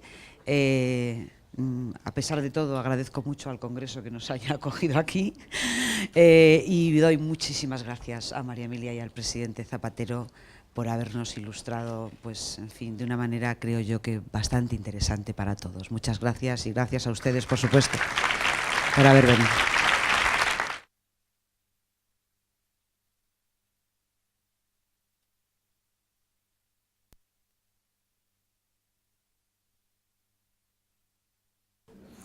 Bueno, buenas tardes. Vamos a continuar con el panel de la tarde del Colegio de Registradores. Lo que pasa que la verdad que cuesta, después de esta parte anterior que hemos tenido muy técnica, política más que, o política técnica, como lo queramos ver, pero en fin, vamos a intentar descender algo más a la parte técnica y si les parece bien, en vez de voy a presentar a los distintos panelistas, que los tienen todos ustedes aquí señalados con sus distintas biografías, voy a formularles directamente, hago una breve presentación de cada uno de ellos. Bueno, en primer lugar me presento yo mismo, hago una presentación y les formulo una serie de preguntas. Me dicen los encargados que tenemos media hora exclusivamente, que a menos cuarto hay que concluir y vamos a intentar que la mesa redonda sea lo más interesante posible, ¿no? Mi nombre es Fernando Acedo Rico, yo soy director de Relaciones Institucionales, me dirijo fundamentalmente también a los nuevos registradores de la propiedad, que es el que la última promoción nos acompaña esta tarde, lo cual agradezco personalmente y lo podré decir el viernes cuando tenga ocasión de estar con ellos. Y soy el director de Relaciones Institucionales del Colegio de Registradores. Agradecer también a los distintos miembros de la Junta que nos acompañan. Y voy sin más a pasar a una presentación de los distintos miembros del panel, más que mesa redonda, que están aquí presentes. Jesús Cami es registrador de la propiedad. Es un experto en Europa. La verdad que sería muy largo contar toda la experiencia de Jesús en tema de ELRA, en tema de Imola. Daría un poco igual, es al final una sopa de letras, pero es un especialista en Europa y maneja, como pocas personas, todas las relaciones entre los registros de la propiedad españoles y los registros de la propiedad europeos. A su izquierda está Jimena Campuzano, que tuve ocasión de estar con ella en el Decanato de Castilla-La Mancha, una especialista también, mujer, como decía el presidente Zapatero y nuestra decana, dentro de la cuota tan importante que tenemos en el propio colegio, colectivo, más que colegio, de mujeres, una especialista también en temas de blockchain y que nos va a ilustrar sobre distintos aspectos en función de las preguntas y la libertad que tenga ella, por supuesto, de contestar a las preguntas según entienda oportuno. A su izquierda estaría Cristina Carrascosa. Cristina es una especialista, es miembro del Observatorio Blockchain de la Comisión Europea. Tienen en el panel, en cualquier caso, también su currículum, profesora del IESE y una especialista en materia de nuevas tecnologías. Hemos intentado centrar este panel, esta parte segunda de la ponencia de esta tarde o del panel de la tarde, en nuevas tecnologías en relación con los registros de la propiedad. A continuación nos acompaña Jan Morkerke, que es el presidente de ELRA. Good afternoon, Jan. Le voy a formular la pregunta en inglés, intentaremos traducirla lo mejor posible. Presidente de ELRA, que es la Asociación Europea de Registros de la Propiedad. Como pueden ver, buscábamos y seguimos en ello la conexión de los registros de la propiedad a través del ELRA, a través de Imola, con Europa entera. Y es uno de los objetivos fundamentales del mandato del gobierno de esta Junta, ¿no? A su izquierda, aparte de amigo personal, está Rafael Sanz, es el jefe de la asesoría jurídica del BBVA. Le conocí hace muchísimos años, es amigo personal, le conocí en la época que estaba en el banco hipotecario, antes de que fuese absorbido por el BBVA, y creo que pocas personas nos van a poder ilustrar con tanta claridad como él sobre qué futuro tiene la hipoteca en España. Maneja el BBVA, como pueden entender, grandes operaciones inmobiliarias de compra-venta de hipotecas, de fusiones en el mercado español, y nadie mejor que el propio Rafa para ilustrarnos sobre esto. Y a su izquierda, por último, antes de presentar al relator, está Ángel Valero. Ángel es compañero, registrador de la propiedad de Madrid, en este momento no recuerdo el número, brillante, sí, es un especialista, es una referencia en los registros de la propiedad en relación con la hipoteca y con el mercado hipotecario. Tiene infinidad de publicaciones, siempre me lo encuentro a veces en el propio Colegio de Registradores, ahora y antes, y siempre le citábamos porque es un especialista en materia de hipotecas, ¿no? Y a su izquierda, por último, Manuel Montánchez Ramos, que aceptó la labor de ser uno de los dos relatores del propio Congreso. Tiene una de las labores más importantes y más ingratas, que es luego tener que ir a discutir las conclusiones del Congreso, que al final es lo que va a quedar escrito, y que tiene que desplazarse al Consejo General de la Abogacía para fijar las conclusiones del Congreso y dejarlas claras, del Congreso, en concreto de esta mesa o de esta ponencia o como se quiera llamar.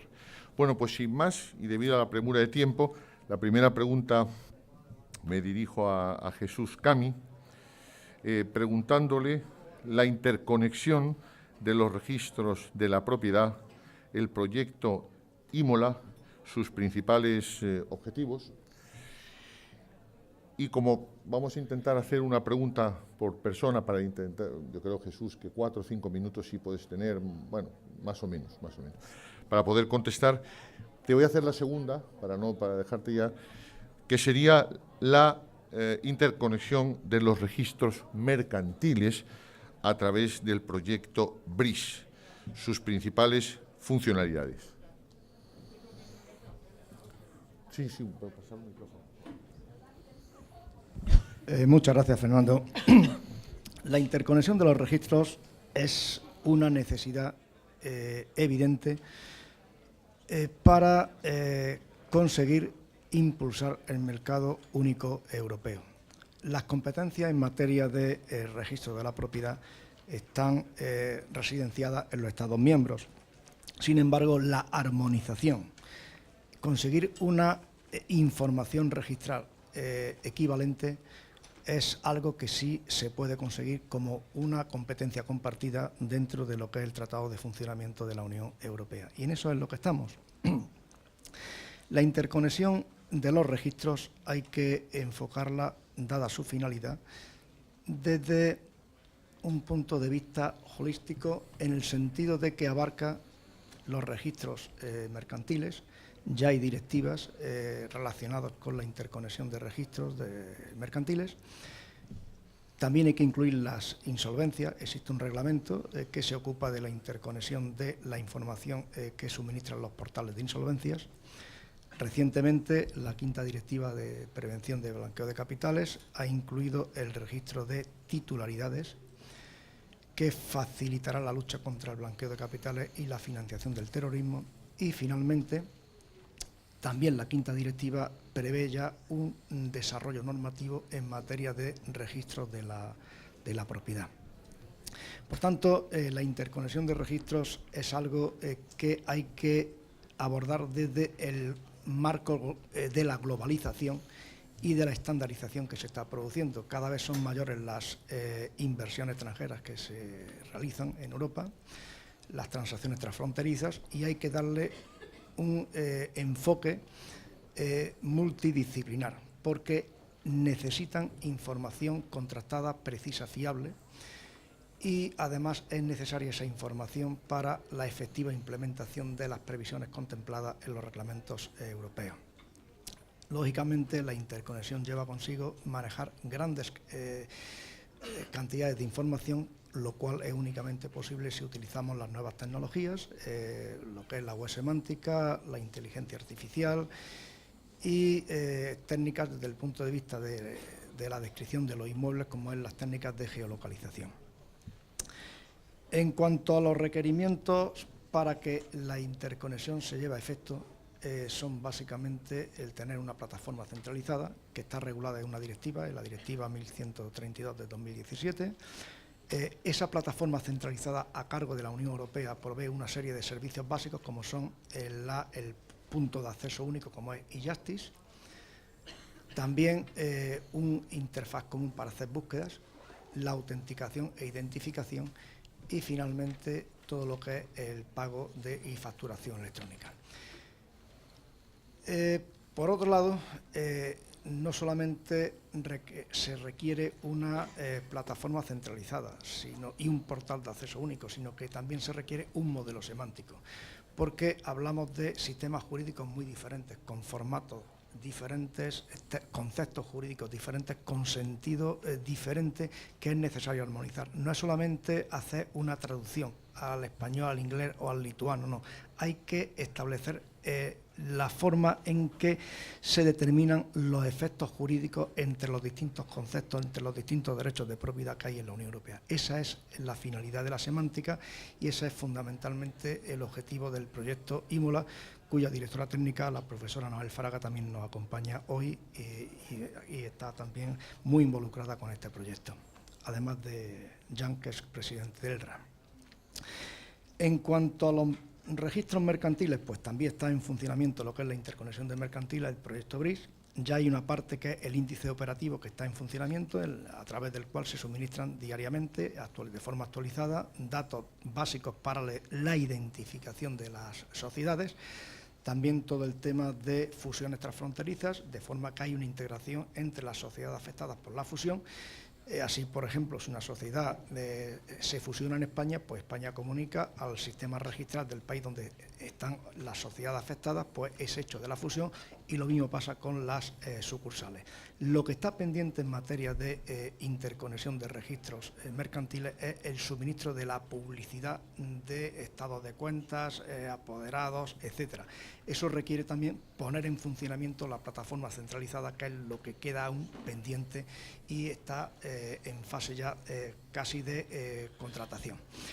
Y finalmente está el registro de titularidades, el RETIR, que es un nuevo registro centralizado, incrustado en lo que es el registro mercantil y cuya información se accede a través de la plataforma de interconexión, que es la que conecta todas las informaciones registrales en Europa. Y me gustaría terminar decir que todo el tema de la interconexión hay que insertarlo en lo que es la economía de los datos. El dato es esencial. Hemos pasado del documento al dato. El dato es el elemento crucial para que haya una interconexión y el dato tiene 3 características esenciales, que son la interoperabilidad. Hay que utilizar el esquema europeo de interoperabilidad, los ISA por vocabularis. Tiene que ser preciso, de una calidad contrastada, ahí hay que hacer controles de calidad y al mismo tiempo tiene que ser accesible. Hay que democratizar el acceso a la información de los registros, porque es un derecho básico de los ciudadanos y necesario para impulsar el mercado único europeo. Muchas gracias, Jesús. Luego, en cualquier caso, si nos permiten tiempo, pues daremos un breve espacio para 2 o 3 preguntas, ¿no? Sin recalcar la última parte de intervención de Jesús en cuanto al uso del dato, ¿no? El propio presidente Zapatero ya hacía referencia a que el futuro va hacia el tratamiento de los datos, ¿no? Bueno, tenemos a continuación a Jimena Campuzano, una especialista, repito, en nuevas tecnologías, que le voy a formular 2 preguntas directamente para pueda contestarme ellas, ¿no? No es infrecuente, creo que todos los que estamos aquí, ya es por lo menos, y todavía me cuesta saber exactamente lo que es, ¿no? No es infrecuente que se mencionen noticias, artículos, como casos de uso de la tecnología blockchain, la gestión de los registros de la propiedad. Se citan ejemplos en el ámbito internacional. ¿Son reales estos casos de usos? Y en caso afirmativo, ¿han tenido éxito? Y una segunda pregunta, Jimena, y pediría la brevedad máxima para que podamos permitir, si quiere alguien formular alguna pregunta cuando concluyamos todos. En tu opinión, ¿puede la tecnología blockchain proporcionar la misma seguridad jurídica que un registro jurídico de derechos? Vale.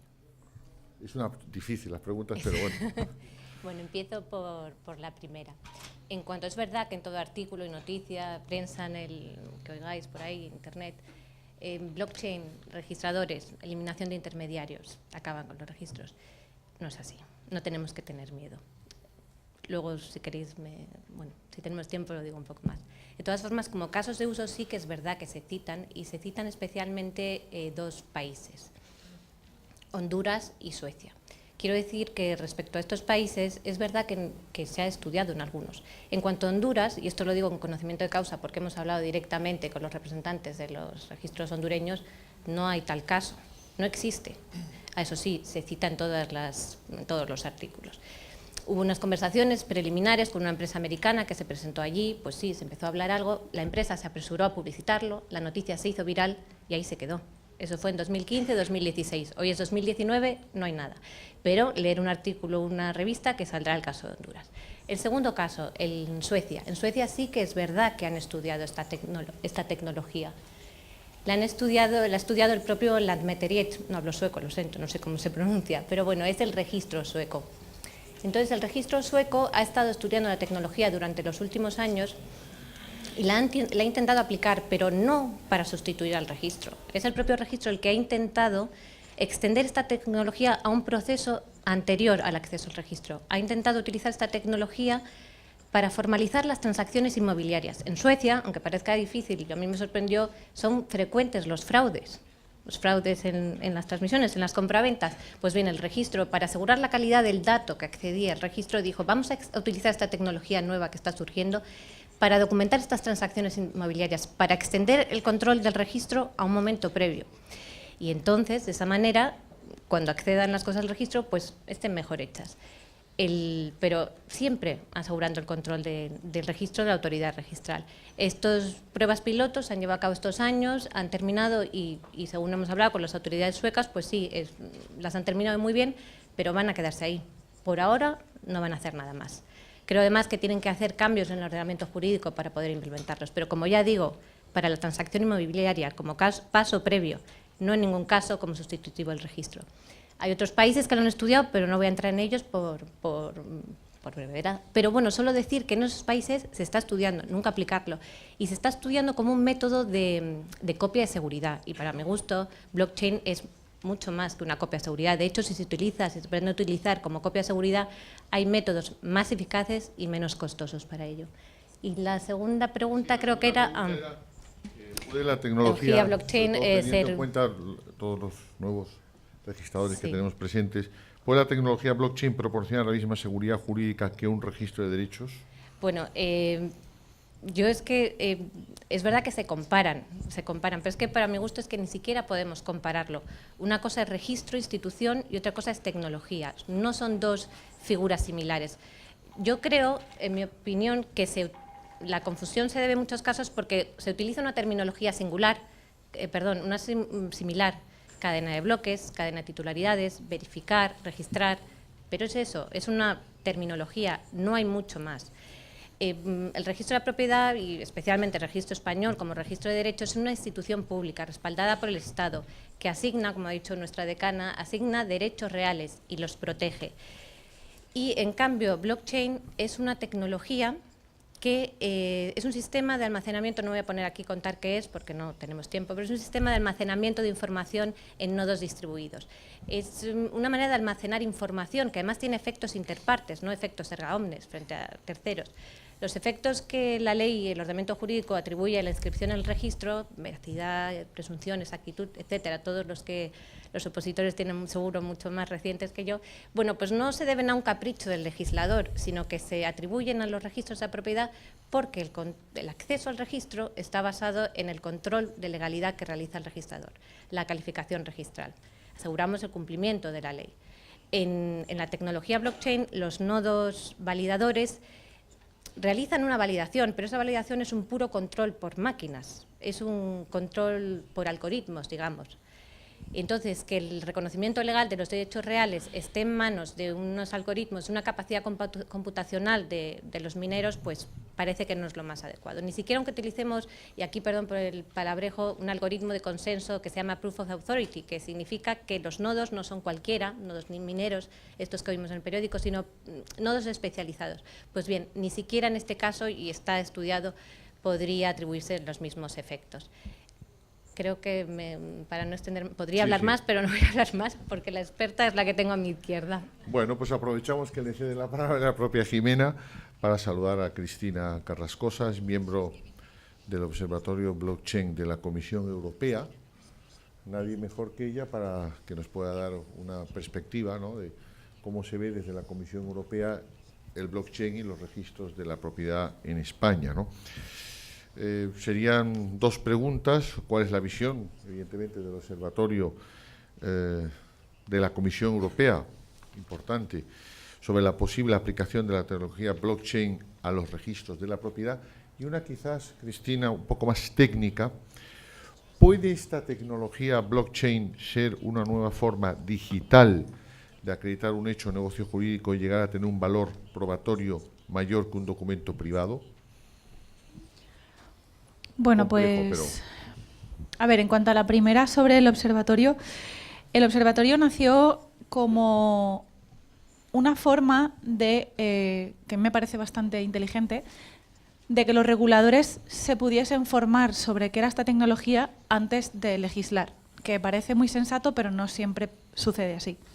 Entonces, lo que hicieron fue, han creado dos grupos en los que unos nos dedicamos a la parte de políticas y marco regulatorio, y el otro grupo, que es de personas de perfil mucho más técnico, se dedica al desarrollo de pruebas de concepto. Vale, llegados hasta aquí, el grupo en el que yo estoy, que es el de estudio y digamos, redacción de propuestas de nuevas políticas, parte de una premisa muy, muy, muy concreta, que es no sobreregular. Es decir, creo que en Europa estamos todos de acuerdo en que las leyes que tenemos son leyes que no son producto de un día para otro, de un gobierno para otro, sino que al final es historia, son unas legislaciones que están muy asentadas, que además funcionan y que por tanto Europa la premisa que tiene es si algo funciona no lo vamos a tocar. Sí que es verdad que lo que quiere Europa, o por lo menos así nos lo han hecho saber a nosotros, es entender la tecnología. Saben que esta tecnología en determinados sectores, para mí no el registral, y Jimena lo sabe, ha venido para quedarse y para transformar mucho la forma que tenemos de hacer las cosas, con lo cual, si la tecnología va a tener un impacto grande en un sector como pueda ser el financiero, ahí lo que están dispuestos es a darle algún encaje haciendo, por ejemplo, una reinterpretación, como ha hecho recientemente nuestra propia CNMV, con las ofertas públicas de ventas y los tokens, ¿no? Son pequeñas reinterpretaciones que no modifican en ningún momento el sentido literal de la ley. Y en cuanto a la segunda pregunta sobre la validez de lo que se registra en blockchain, bueno, los que me conocéis lo sabéis, yo soy bastante crítica con la tecnología. Creo que estamos además en un momento en el que parece que blockchain sirve para todo y es algo así como la paz mundial y no tiene ningún sentido. Sí que es verdad que hay, por ejemplo, en China, yo sé que el Tribunal Supremo allí en China ya ha reconocido que lo que se pone en blockchain tiene validez legal, o sea, es tal cual. Pero creo que aquí tenemos un sistema en el que funcionan muy bien las cosas y además creo que ese momento en el que alguien lleve ante un tribunal un documento colgado en una blockchain y consigamos que esos jueces entiendan qué es lo que está pasando, está por lo menos a 10 o 15 años vista del día de hoy. Con lo cual nos queda muchísimo recorrido, nos queda mucho que debatir, nos queda mucho que hablar. Aquí lo estaba diciendo el expresidente, las criptodivisas, ¿no? No, la tecnología blockchain es bastante más que eso. Y al mundo legal va a traer impacto, pero no tanto como a otros sectores. Y en mi opinión, desde luego, no al registro. Muy bien, Cristina. Dejaremos por si luego en alguna de las preguntas nos puedes ampliar, que es un tema del día a día interesante, ¿no? A continuación tiene la palabra Jan Molkerke. Los traductores van a hacer la traducción simultánea. Es presidente, es de nacionalidad belga, es una autoridad, es el actual presidente de ELRA, que es la Asociación Europea de los Registros de la Propiedad. Buenas tardes, gracias por asistir al Congreso. Una pregunta sencilla, ¿no?, que sería, ¿qué es exactamente el plan de e-Justice? Si puedes más o menos explicar a todos los asistentes, y la conexión de los registros de la propiedad, ¿cómo está encajada dentro de lo que es el plan e-Justice? La posibilidad ya no solo que nos conectemos con los registros mercantiles, sino también la conexión de los registros de la propiedad. Well, I tried to follow a bit my text, sorry. E-Justice, it is the use of communication and information technologies in the area of justice at the European level. It serves to improve the access to justice of the citizen, to facilitate procedures, to make more effective the resolution of disputes, the punishment of criminal behaviors. It's integrated in civil law, in criminal law, in administrative law. And it's made in order to strengthen the cooperation between administrative and judicial authorities. The most visible of e-Justice is in fact the e-Justice portal on the internet. There we find information on the legal systems in the member states and also info about networks that exist around the legal systems. special projects we find there also, like find a notary, find a lawyer. And under the category, it's very organized. Under the category interconnection of national registers, we find criminal records, we find insolvency records, we find the commercial registers. And there also, and that's interesting, is mentioned the Land Registers Interconnection Project. Land registers in Europe are quite different, quite heterogeneous. And the aim of LRI is to ensure the possibility of getting consistent information out of the different land registers. It is an IT project providing a single point of access, and it enhances the quality of the justice itself by providing the availability of authoritative data out of the land registers to judicial professionals, to citizens with an interest. And in order to enhance and facilitate cross-border transactions.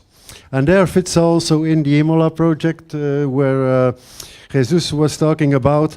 It's complementary to LRI in cooperation with the European Union, and it's a semantic project, joint cooperation between the Colegio de Registradores and ELRA, the European Land Registry Association.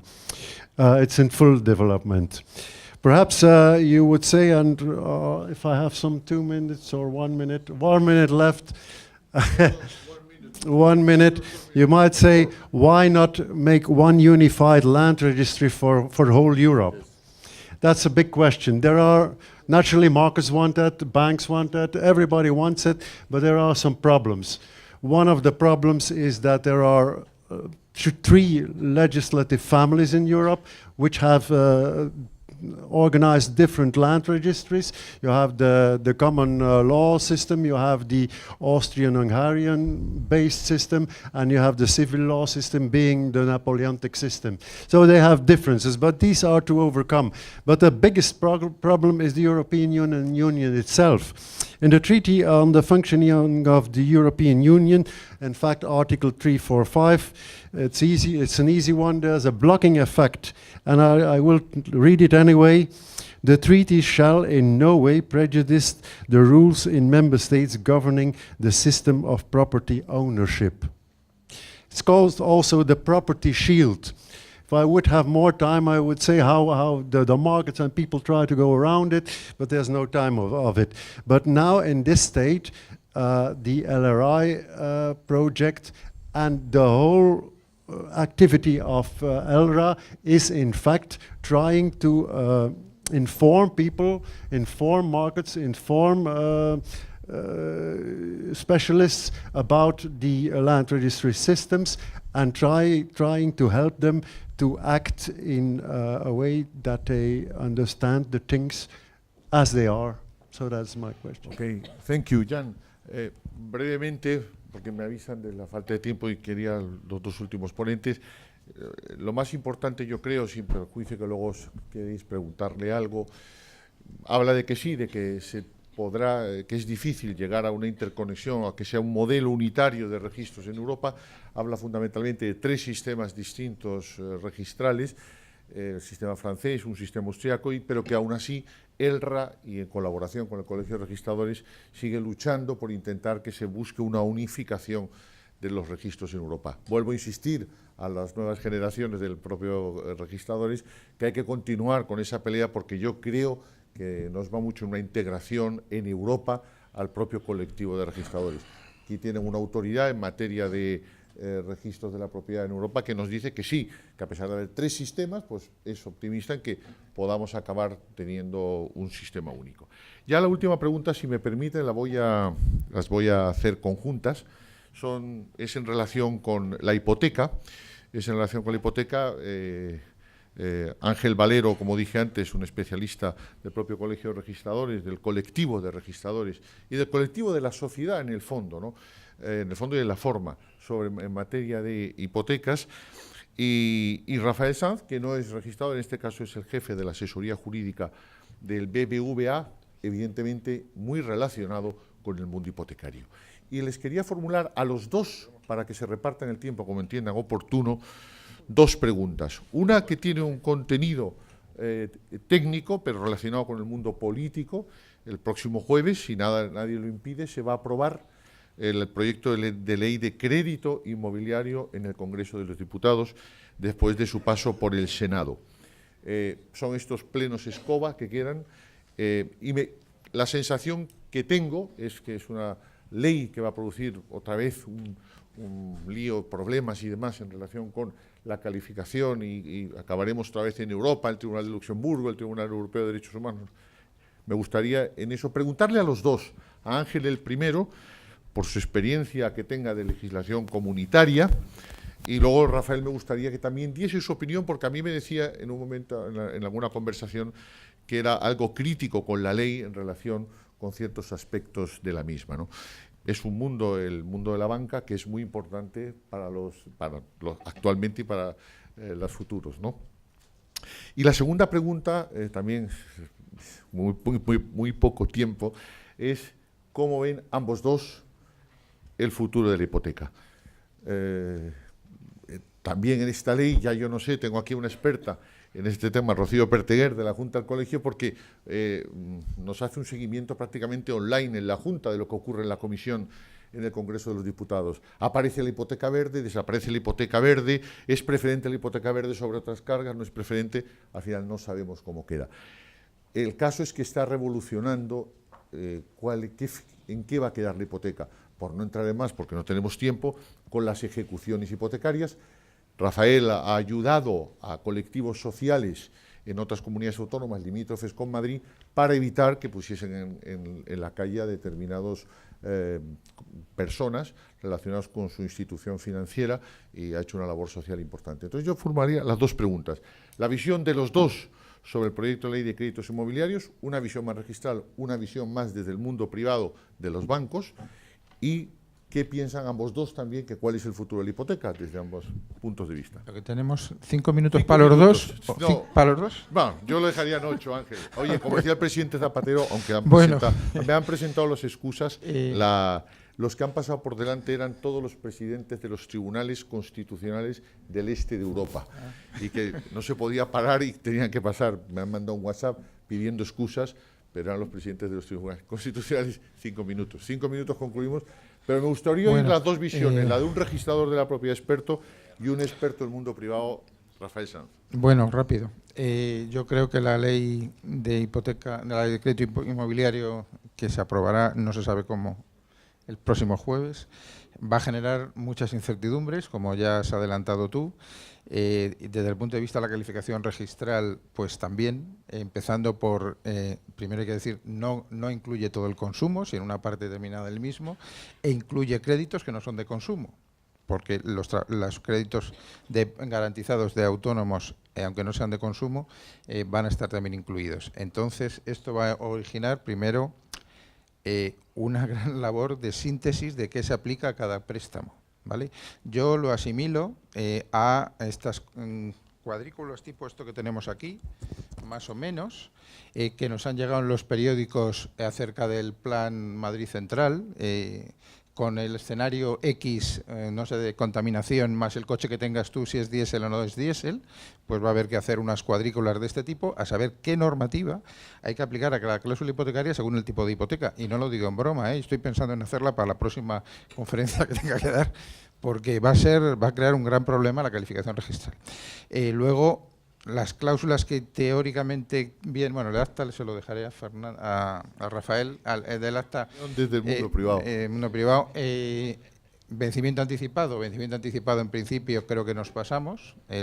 Según mis fuentes, la media europea son 3 meses, el país que más tiene son 7, nosotros vamos a 13, a 12 y a 15. Creo que esto va a desmarcar, va a hacer el crédito mucho más caro, incluso va a desincentivar la hipoteca como garantía. ¿Qué pasará con la norma transitoria? La norma transitoria regula efectivamente, que yo creo que eso se admitirá, porque ha habido una sentencia reciente del TJUE sobre multidivisas en húngara, que viene a reconocer que es posible que una norma imperativa posterior sustituya a una cláusula abusiva anterior, cosa que antes había una sentencia que decía que no, y en julio del año pasado, en septiembre del año pasado salió una que ha dicho que sí, o sea que eso igual se puede admitir, pero nos quedan todas las hipotecas que están en ejecución, porque no incluye las que ya han vencido en el momento que entre en vigor la ley. ¿Qué dirá el TJUE en la sentencia que se está esperando? Pues no se sabe. Tipo de interés, lo mismo. Tipo de interés es más amplio que el anterior. O sea, tenemos ahora el problema que hay otra cuestión prejudicial en el TJUE sobre el IRPH y, sin embargo, la ley española, porque traduce la Directiva 17/2014, es más abierta que lo que teníamos antes, porque permite cualquier tipo que no sea oficial, aunque sea objetivo. Esto, si los jueces actúan de primera instancia con la misma diligencia que hasta ahora, planteando cuestiones prejudiciales, va a ser la pescadilla que se muerde la cola. No va a solucionar el problema. Interés de demora, no me voy a enrollar, gran fallo en la redacción del interés de demora. El interés de demora va a haber jueces que lo van a plantear seguro y se lo va a cargar otra vez el TJUE. No puedo explicar jurídicamente por falta de tiempo las razones, pero el interés de demora está mal regulado. O sea que con todas estas circunstancias yo creo que no va a parar el ciclo. En cuanto al futuro de la hipoteca... Yo ya pasaría a Rafael porque ya me hacen gestos de... Gracias. El futuro de la hipoteca luego como conclusión, una píldora final. No, vamos a ver, es que me han pisado la presentación hasta el presidente Zapatero, porque yo lo que quería decir, y no voy a decir que la ley del mercado hipotecario y todo lo demás, es que en España tenemos un mercado hipotecario que, pese a la crisis, su resistencia ha sido buena, tenemos muy por encima, porque yo me traía los papeles por los números, no porque esté ya gaga, que también en algunas cosas ya no me acuerdo de todo, pero 6 millones de hipotecas vivas, 600.000 millones de euros de mercado hipotecario, el 80% de esos millones son hipotecas sobre vivienda, de los cuales el 90% en número de operaciones son de hipotecas de vivienda. Es decir, ese es el panorama. Y bueno, y se han hecho 2 millones de innovaciones modificativas y subrogaciones durante la crisis, con cambios registrales me estoy refiriendo. Es decir, que el mundo hipotecario es el que ha permitido, que es lo que quiero decir, que en España tengamos un 80% de familias con la propiedad. Y en España existe lo que se llama la ideología de la propiedad, porque se piensa que la vivienda en propiedad da una seguridad a la familia, es una forma de ahorro y se ve mucho más allá de lo que sería un bien de consumo. Y esta nuestra situación puede cambiar, no lo sé, pero todo eso se ha logrado gracias. Por supuesto, también ha habido políticas de vivienda en el pasado, etcétera, políticas no acertadas en temas de arrendamientos, pero todo eso se ha logrado gracias a la financiación hipotecaria, la que hemos dado a las entidades financieras, que ha sido posible, y eso ya sé que en este foro es obvio, ha sido por tener un sistema registral seguro y eficiente y además a un precio muy razonable. Yo también, me ha pisado el Zapatero, María Emilia, siempre le he dicho a todos los decanos que han estado antes que tú, que yo conozco, que ya son más de 20 años, que no sabéis vender la actividad del registro. Lo que da el registro, lo que da el 34, el 38, en fin, bueno, me salgo de eso, pero eso hay que saber venderlo. Entonces, Pero sí, sí. no lo sabéis. Por muy poco dinero, la tranquilidad que le da a cualquier adquirente su adquisición. Pero se va a perder esa tranquilidad, perdona Rafa, con el acta. Vamos a ver, no a podamos eso voy. entrar en la calificación Entonces, del acta. El futuro de la hipoteca empieza pasado mañana, que es cuando se vota definitivamente en el Congreso. El proyecto de ley tiene cosas buenas, cosas malas. Nosotros, las entidades financieras, hemos pasado por muchas cosas que hace años sería impensable, buscando la tranquilidad, porque no nos olvidemos que el proyecto de ley, que lleva 2 años y pico de retraso y que ha tardado tanto en hacerse, se hace no solo para implementar la Directiva de Crédito Inmobiliario, sino para adaptar el derecho español a todas las resoluciones sobre cláusulas abusivas del Tribunal de Justicia, con mayor o menor medida. Y entonces ahí os voy a dar un dato, que por eso me he traído la cholita. De las 36 cuestiones que se han planteado por tribunales de los Estados miembros, sobre cláusulas abusivas, 26 se han planteado por jueces españoles. Y esos 26, 5 en los primeros 20 años, el resto han sido recientes. Es decir, que en España tenemos unos jueces que les gusta mucho el per saltum y se dedican a plantear cuestiones, por razones sin ella, pero esto, fijaos, en el resto de los países no está sucediendo. Y entonces... Solo de multidivisa. Las de fuera son multidivisa, que casi todo es Hungría, porque Hungría es a la multidivisa lo que Rafa, España porque nos están impidiendo. Bueno, me gustaría una visión termino, del acta. Termino. Se pretende cumplir con el principio de transparencia material mediante la intervención del notario. El notario va a relatar un acta para decir que él ha informado y que tiene toda la documentación, etcétera, y que una manifestación del deudor, fiador, garante, etcétera, etcétera, de que ha entendido lo que le han dicho. Y dice, hará una reseña justificativa del acta. Yo desde el primer momento pensé, pues yo quiero ver el acta. Yo ahora mismo no puedo ver el acta tal cual está, porque no la califica el registrador, con lo cual no va a llegar al registro. Y yo os digo que, vamos a ver, en la asesoría jurídica de los bancos, si saben algo de esto, a mí no solo no me da miedo el acta, no me da miedo la calificación, por eso estoy aquí. Si me diera miedo no estaría rodeado de registradores. Es que creo que es necesaria porque es la que va a dotar de presunción de legalidad a la operación del acta, a todo el contenido del acta. Y eso a mí me da tranquilidad porque creo que me va a evitar riesgo. Y termino. Voy a lanzarme a cómo puede ser el futuro, que no sé si será el gusto de todos. No sería el del gusto mío hace unos años.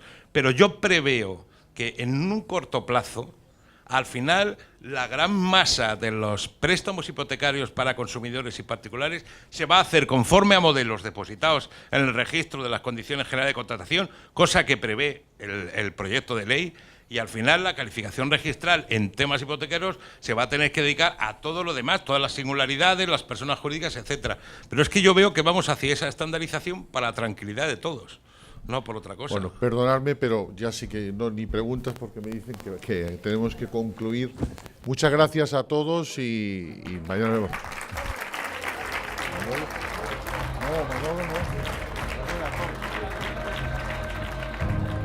Manolo se tiene que partir la cara.